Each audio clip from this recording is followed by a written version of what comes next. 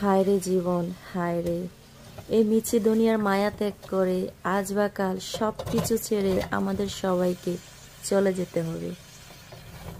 দেহের নিঃশ্বাস শেষ হয়ে গেলে কবরই হবে আমাদের আপন ঠিকানা।